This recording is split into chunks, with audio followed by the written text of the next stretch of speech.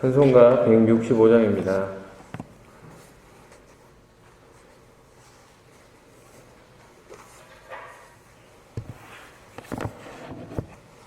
찬송가 165장입니다.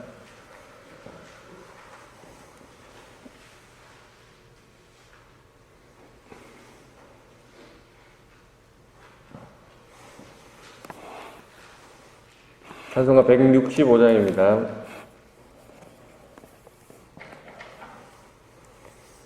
주님께 영광, 다시 사신 주, 사망 권세 모두 이기시었네.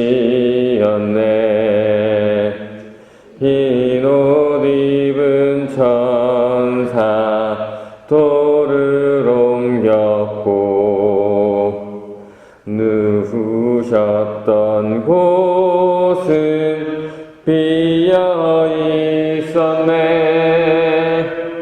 주님께 영광, 다시 사신 주, 사망 권세 모두 이기시었네. 부활의 주님 나타나시사 두려움과 의심 물리치셨네. 주의 교회 기뻐 찬송하여라. 다시 사신 주님 죽음 이겼네. 주님께 영광, 다시 사신 주, 사망 권세 모두 이기시었네. 생명의 임금, 영광의 주님, 주님 없는 삶은 헛될 뿐이라. 주의 사랑으로 세상이 이기고, 요단 건너 본향 가게 하소서. 주님께 영광, 다시 사신 주, 사망 권세 모두 이기시었네. 아멘. 하나님 감사합니다. 이 아침 또 눈을 뜨자마자 하나님을 기억하며 하나님께 우리의 마음을 드리게 하심을 너무나 감사드립니다. 부활하신 주님을 찬양합니다. 부활하신 주님을 감사드립니다. 하나님, 이번 한 주간도 부활하신 주님을 우리가 묵상하며 또 하나님이 주신 메시지 가운데 또 우리의 모습을 돌보아보며 또 그렇게 살아내는 그러한 하루 될 수 있도록 인도하여 주시옵소서. 감사합니다. 예수님 이름으로 기도드립니다. 아멘. 오늘 우리에게 주신 하나님의 말씀, 누가복음 24장 13절에서부터 35절까지 말씀입니다. 누가복음 24장 13절에서부터 35절까지 말씀입니다. 네, 다 찾으셨으면 제가 봉독해드리겠습니다. 그날에 그들 중 둘이 예루살렘에서 25일이 되는 엠마오라 하는 마을로 가면서 이 모든 된 일을 서로 이야기하더라. 그들이 서로 이야기하며 문의할 때에 예수께서 가까이 이르러 그들과 동행하시나 그들의 눈이 가리워져서 그인 줄을 알아보지 못하거늘 예수께서 이르시되 너희가 길을 가면서 서로 주고받고 하는 이야기가 무엇이냐 하시니 두 사람이 슬픈 빗을 띠고 머물러 서더라. 그 한 사람인 글로바라 하는 자가 대답하여 이르되 당신이 예루살렘에 체류하면서도 요즘 거기서 된 일을 혼자만 알지 못하느냐? 이르시되 무슨 일이냐 이르되 나사렛 예수의 이름이 그는 하나님과 모든 백성 앞에서 말과 일에 능하신 선지자이거늘 우리 대제사장들과 관리들이 사형 판결에 넘겨주어 십자가에 못 박았느니라. 우리는 이 사람이 이스라엘을 속량할 자라고 바랐노라. 이뿐 아니라 이 일이 일어난 지가 사흘째요. 또한 우리 중에 어떤 여자들이 우리로 놀라게 하였으니 이는 그들이 새벽에 무덤에 갔다가 그의 시체를 보지 못하고 와서 그가 살아나셨다 하는 천사들의 나타남을 보았다 함이라. 또 우리와 함께 한 자 중에 두어 사람이 무덤에 가 과연 여자들이 말한 바와 같음을 보았으나 예수는 보지 못하였느니라 하거늘 이르시되 미련하고 선지자들이 말한 모든 것을 마음에 더디 믿는 자들이여 그리스도가 이런 고난을 받고 자기의 영광에 들어가야 할 것이 아니냐 하시고 이에 모세와 모든 선지자들의 글로 시작하여 모든 성경에 쓴 바 자기에게 관한 것을 자세히 설명하시니라. 그들이 가는 마을에 가까이 가매 예수는 더 가려 하시는 것 같이 하시니 그들이 강권하여 이르되 우리와 함께 유하사이다. 때가 저물어 가고 날이 이미 기울었나이다 하니 이에 그들과 함께 유하러 들어가시니라. 그들과 함께 음식을 잡수실 때에 떡을 가지사 축사하시고 떼어 그들에게 주시니 그들의 눈이 밝아져 그인 줄 알아보더니 예수는 그들에게 보이지 아니하시는지라. 그들이 서로 말하되 길에서 우리에게 말씀하시고 우리에게 성경을 풀어주실 때에 우리 속에서 마음이 뜨겁지 아니하더냐 하고 곧 그때로 일어나 예루살렘으로 돌아가 보니 11 제자 및 그들과 함께한 자들이 모여 있어 말하기를 주께서 과연 살아나시고 시몬에게 보이셨다 하는지라. 두 사람도 길에서 된 일과 예수께서 떡을 떼심으로 자기들에게 알려주신 것을 말하더라. 아멘. 오늘도 주신 본문을 통해서 하나님 뜻을 깨닫는 귀한 은혜의 시간 되시기를 바랍니다. 13절 말씀입니다. 그 날에 그들 중에 둘이 예루살렘에서 25리 되는 엠마오라 하는 마을로 가면서 그날은 어떤 날입니까? 24장 1절에 보니까 안식 후 첫날을 이야기합니다.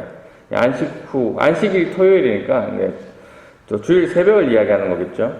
이때 어떤 일이 일어납니까? 여자들이 예수님의 시신에 향유를 바르려고 동이 트자마자 무덤에 갔는데 무덤을 막고 있던 그 돌이 옮겨져 있고 그 안에 있어야 할 예수님의 시신이 없었습니다.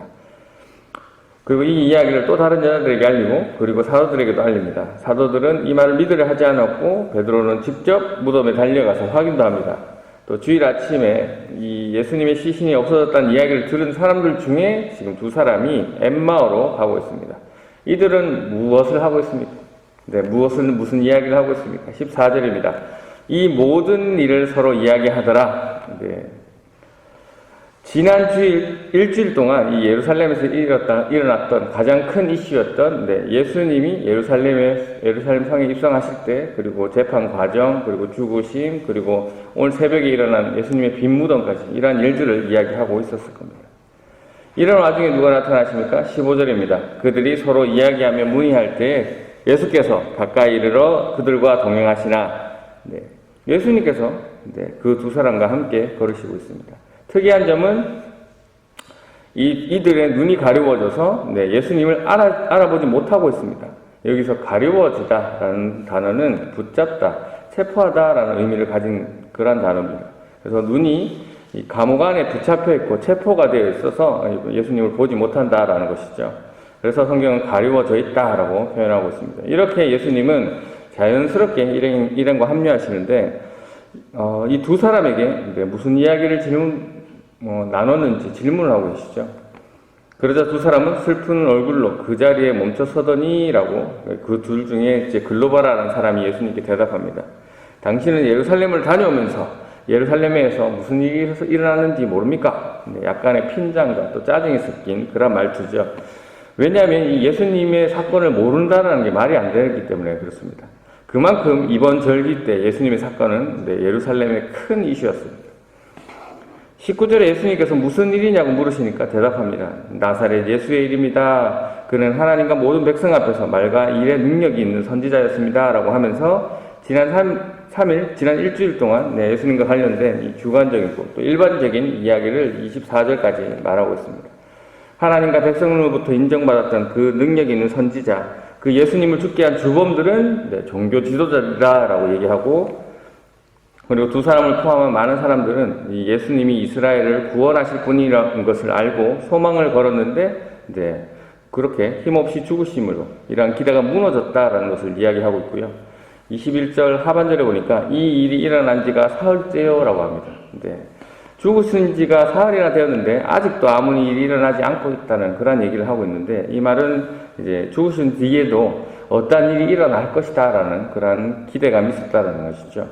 그 중에 이제 이들이 가장 깜짝 놀란 것은 오늘 새벽에 여자들이 예수님의 무덤을 갔는데 무덤이 시신이 찾지 못하고 돌아와서 하는 이야기가 천사들을 만났는데 천사들이 예수님이 다시 살아났다라고 이야기하는 것이죠. 이 이야기를 다 들으신 예수님께서 25절에 뭐라고 하십니까? 이르시되 미련하고 선지자들이 말한 모든 것을 마음에 더디 믿는 자들이여 라고 합니다. 지금 이 두 제자는 앞에 이제 여인들이 빈 무덤을 본 것, 그리고 그 제자가 또 그 무덤을 찾아가서 무덤이 비었다는 것을 확인한 것을 보고도 믿지 않았다는 얘기죠. 그래서 그러한 사람들에게 예수님께서 지금 너희가 하는 이야기, 너희가 지금 말하고 있는 거 참 미련하다, 멍청하다라고 이야기하고 계십니다. 왜 이렇게 말씀하시냐? 이들은 선지자들이 말한 모든 것을 마음에 더디 믿고 있었기 때문입니다. 그러니까 성경책에 기록된 메시아에 관한 내용을 제대로 이해하지 못하고 있었기 때문에 미련하다라고 말씀하고 계시는 건데, 예수님께서 십자가에 달리시기 전에 여러 번 자신의 고난과 죽음 그리고 부활에 대해서 말씀하셨죠. 그리고 성경에 기록된 예언자의 그 말들이 성취될 것임을 계속 가르쳐 오셨습니다. 그런데 이제 예수님의 가르침뿐만 아니라 구약 성경에 기록된 이 예언도 바르게 믿지 못하고 있음을, 더디 믿고 있음을 탄식하고 혼내고 있습니다. 그런 말씀이죠. 26절부터 구약에 기록된 그 그리스도에 대해서 설명해 주고 계십니다. 그리스도가 이런 고난을 받고 자기 영광에 들어가야 할 것이 아니냐라고 하시고, 이에 모세와 모든 선지자들의 글로 시작하여 모든 성경에 쓴 바 자기에게 관한 것을 자세히 설명하시니라. 봐라, 구약 성경에 그리스도가 올 때 이런 영광을 받는데, 영광을 받기 이전에 봐봐라, 반드시 고난을 겪어야 된다고 기록되어 있지 않느냐라고 하면서 이 성경의 내용을 자세히 설명해 주시고 계시죠. 그렇습니다. 예수님의 제자들을 포함한 이 유대인들은 전부 무엇을 기대하고 있었습니까? 오실 그리스도의 영광에 대해서만 생각하고 있었습니다. 그리고 그 메시아가 반드시 겪어야 하는 고난에 대해서는 전혀 생각하지 않았습니다. 그것을 말씀하고 있는 거죠. 그래서 이 두 사람은 목적지에 도착합니다. 목적지에 도착하고 예수님이 이때 더 길을 가시는 것처럼 하셨나 봅니다. 그래서 이 두 사람이 29절에 뭐라 합니까? 우리와 함께 있어달라고 강권하고 있습니다. 아주 강하게 원한다는 얘기죠. 왜 그럴까요? 이유는 32절에 나옵니다. 그들이 서로 말하되 길에서 우리에게 말씀하시고 우리에게 성경을 풀어주실 때 우리 속에서 마음이 뜨겁지 아니하더냐 하고, 이 옆에 누군지는 모르겠지만 이 사람이 성경에 대해서 얘기해 줄 때 그 설명해 주는 것을 듣는데 마음이 뜨거워진다는 것이죠. 그래서 감사하기도 하고 더 듣고 싶으니까 지나가시는 길, 날도 늦었으니까 가지 마시고 함께 있어 달라고 얘기하고 있습니다. 30절, 31절입니다. 그들과 함께 음식을 잡수실 때 떡을 가지사 축사하시고 떼어 그들에게 주시니 그들의 눈이 밝아져 그인 줄 알아보더니 예수는 그들에게 보이시지 아니하시는지라. 지금 함께 저녁을 드시고 떡을 가지사 축사하시고 떼어주는 장면에서 이들의 눈이 밝아집니다. 그래서 예수님이 예수님인 것을 그때 알아보죠. 그 순간 예수님께서는 사라지십니다. 떡을 가지사 축사하시고 라는 장면에서 우리는 이 공생의 사건 중에 이 두 사건이 생각이 났죠. 첫 번째는 오병이의 기적이고, 두 번째는 예수님과 제자들이 가졌던 마지막 식사의 자리입니다. 두 사건의 공통점은 주의 만찬이 생각난다라는 거죠. 주의 만찬. 네, 주의 만찬이 뭡니까? 네, 우리의 죄를 위해서 죽으신 그 예수 그리스도와 그 몸과 피를 먹으면서 그리스도와 연합하는 것이잖아요. 주님이 떡을 가지시고 축사하시고 떼어 주시니까, 즉 주님과 연합하니까 이분이 예수님이시구나 라는 것을 그 순간 알게 되는 것이죠. 그런데 갑자기 예수님께서는 사라지십니다. 부활 이전의 예수님과 부활 이후의 예수님의 모습을 좀 다른 모습을 말씀드리면, 부활 이전의 예수님은 시간과 공간에 속해 있는 모습을 보이시죠. 그렇지만 이 부활 이후의 예수님은 시간과 공간에 속하지 않으시고 이쪽 저쪽 번쩍번쩍 나타나시는 모습을 보이고 있습니다. 그래서 여기서도 갑자기 사라지시고요. 그 다음에 요한복음에 보니까 요한복음의 20장에서도 무덤이 비었다라는 소식을 듣고 이 제자들이 그날 저녁에 함께 모여있는 장소, 그래서 유대인들이 무서워서 문을 잠그고 있는 그 장소에 예수님께서 슥 나타나시는 거죠. 그 일주일 뒤에 또 도마의 제자가 함께 있는 장소에서도 분명히 문을 잠그고 있는데 예수님께서 슥 들어오시는 그런 모습에서 부활 전의 모습과는 좀 다른 모습을 갖고 있습니다. 그래서 이렇게만 보면 예수님이 영으로만 부활하신 거 아닌가 라고 생각하실 수도 있지만 내일 본문을 보시면 육으로도 부활하신 예수님 모습이 잘 나타나 있습니다. 이렇게 두 제자가 예수님을 인지하고 이들은 바로 그 밤에 예루살렘으로 달려가서 11제자들을 만나고 또 자신이 만난 예수님을 고백하고 제자들도 자신들이 만난 부활하신 예수님을 만났다라는 그런 고백들을 하고 오늘 본문은 마무리되고 있습니다. 주신 말씀 묵상하기를 원합니다. 오늘 엠마오로 가고 있는 이 제자들에게 예수님은 접근하셨고 이들은 눈이 가리워져서 예수님을 보고 있어도 예수님이 누구신지 알아보지 못하고 있습니다. 우리가 가정에서, 일터에서, 교회에서 우리가 이러한 일들을 많이 경험합니다. 한 사람은 말을 했다고 하는데 한 사람은 이야기를 못 들었다고 합니다. 뭐 여러 사건들이 있겠지만, 많은 경험들이 있겠지만 저희 주의학교 애들만 봐도 그렇습니다. 따라올 때는 또 말씀을 잘 듣거든요. 근데 또 한번 집중력을 익히려면 혼자 말하고 다른 애들은 다 각자 하던 일을 합니다. 그럴 때가 보이죠. 제가 설교를 하고 있으면 얘가 듣고 있는지 안 듣고 있는지를 보이잖아요. 그래서 끝나고 나서 물어보면 분명히 저는 말을 했지만 이 아이들은 들었지만 또 전혀 안 들은 것처럼 대답할 때가 있습니다. 분명히 마찬가지로 예수님께서 십자가에 달리시기 전에 여러 번 자신의 순환에 대해서 말씀을 하셨습니다. 그러나 그 중에 그 수많은 사람 중에 단 한 사람도 이 말씀의 뜻을 이해하지 못했습니다. 이 모습은 우리의 모습이 아닌가 살피시기를 원합니다. 우리가 가정에서, 일터에서, 교회에서, 그것도 강단에서 그렇게 주옥같은 그 하나님의 말씀이 선포되어지고 있는데 우리의 눈이 가려워져서 그 자기라는 감옥에 갇혀 있어서 듣고 있어도 듣지 못하고 보고 있어도 보지 못하는 일이 일어나고 있는 것은 아닌지 우리가 우리 모습을 살피기를 원합니다. 예수님께서는 분명히 그것도 여러 번 그리스도의 순환이 있고 또 영광이 있다고 하셨습니다. 그런데 제자들은 예수님의 순환에 대해서 여러 번 들었지만 그들의 관심은 오로지 자신들이 받을 영광에만 있었습니다. 우리 역시 예수님을 믿으면서 반드시 있을 순환에는 전혀 관심이 없고 혹시 나중에 또 자기가 받을 영광에만 관심이 있는 것은 아닌지 살피셔야 할 겁니다. 제자들의 모습만 봐도 우리가 알 수 있습니다. 예수님을 믿고 죽으심과 부활하심을 경험한 뒤에 제자들이 잘 먹고 잘 살았습니까? 모든 일이 기쁘고 모든 일이 잘 되었나요? 이 초대 그리스도인들의 모습은 어떻습니까? 예수님을 믿는다라는 이유 때문에 수많은 고초를 당했고 순교하는 친구들도 많았습니다. 여러분은 예수 그리스도를 믿는 믿음 때문에 어떤 고난을 맡고 있습니까? 여러분은 예수님 그리스도의 이름 때문에 어떤 손해와 어떤 인내를 경험하고 있습니까? 우리가 지난주는 또 고난주간으로 보냈죠. 그래서 특별히 예수님의 죽으심과 또 그러한 것을 우리가 함께 묵상하면서 동참해야 되는 것이 우리가 또 동참했는데 사실 우리는 우리 삶의 전부가 예수님의 고난에 동참해야 되는 것이죠. 반드시 고난이 있어야지만 영광이 있기 때문입니다. 예수님께서 죽으시고 부활하신 목적 중에 하나는 성경대로 고난을 받아 죽으시고 성경대로 부활하셨다라는 것입니다. 이거 엄청 중요한 건데요. 단순히 이 기적을 보여주시려고 이 죽고 부활하신 게 아니고요. 이미 오래전에 기록되어 있는 그 성경대로 오실 그리스도는 우리의 죄와 허물 때문에 반드시 고난을 당해 죽으실 것이고 또 성경에 기록된 대로 사흘 만에 부활했다라는 것을 증명하시기 위해서 왕성하기 위해서 예수님께서는 그렇게 하셨습니다. 왜 이렇게 하셔야 되냐? 그래야지만 사람들이 믿을 것이다 라고 하는 것이죠. 네. 예수님께서 딱 죽으셨다가 모든 사람이 보시는 가운데서 부활 딱 하시면 제일 좋잖아요. 우리가 생각하기에는. 네. 딱 보는 앞에서 기적을 딱 경험하면. 그러나 그게 모든 사람이 보는 가운데서 부활을 한다 해도 그게 얼마 가지 않을 거예요.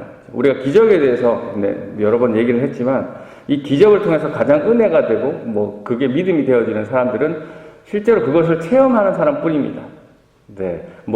한 단계 거쳐서 가족 정도, 그 지인들, 근데 한 다리, 두 다리만 거쳐도 우리가 그 기적에 대해서 누구 집에 한 다리 거쳐서 누가 병이 걸렸는데 나았더라 하면 자기가 체험한 것이 아니기 때문에 그렇게 되죠. 그래서 두 다리, 서 다리, 석 다리, 10다리만 건너도 다른 사람의 이야기이기 때문에 그 기적의 체험에 대해서 반신반의하게 되는 것이죠. 왜 그렇습니까? 그 한 사람의 개인 체험이기 때문에 그렇습니다. 이 제자들을 보면 잘 알 수 있습니다. 3년 동안 예수님과 사역하면서 기적이란 기적 종류별로 자신들이 다 경험하고 또 직접 경험한 것도 있고 간접 체험한 것도 참 많이 있었습니다. 그런데 이 기적으로 예수님을 하나님으로 믿었나요? 못 믿었죠. 십자가에서 다 도망갔잖아요. 그런 제자들에게 예수님은 이 기적이 아닌 지금 말씀으로 가르치고 있습니다. 그들의 말씀으로 뭐 하고 있습니까? 그리스도가 반드시 고난을 받아야 되는 것을 알려주면서 이들의 가슴이 뜨거워지심을 느끼고 있는 거죠.